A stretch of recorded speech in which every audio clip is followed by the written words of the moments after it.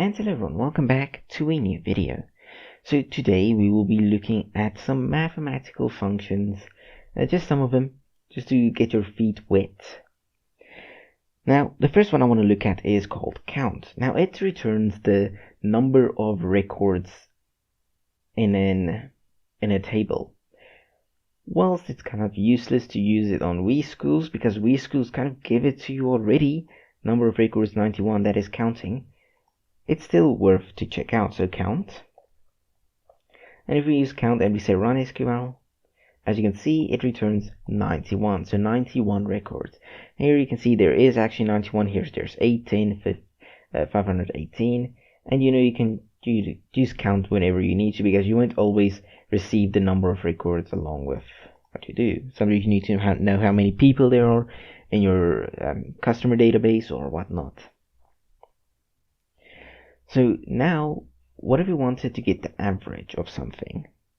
Here's the price of a product. Let's assume this is in US dollars, but anyways, this is the price. Now, what we can do is we can actually get the average of everything that, of everything here. So we can go AVG for average, and we can say price. So this will calculate the average price inside of this. So if we run this, as you can see, the average price is $28. Simple enough. Then we have sum. So let's say we want to let's select everything again. So from products, let's say someone wanted to buy one of everything we have in the store. So that would mean we have to count up everything with their price, especially if they're going to count up one. So what we can do is we can say sum, and we can say price, and this will get the sum of all of the items inside of this price. As you can see, you need at least $2,222 to buy everything. Of course, you could use sum with different things.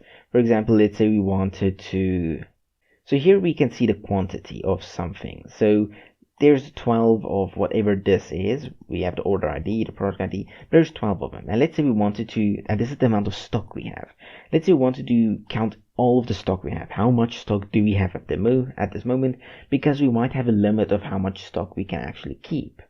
So then we can go sum, and we can say of quantity, run SQL, and as you can see, there is 12,743 items, or whatever the amount of quantity of all of these things are, or just everything counted together, all of the stock counted together is that amount. So yeah, that's kind of the basics of some mathematical functions you can do in SQL. So we did sum, we did count, and we also did average.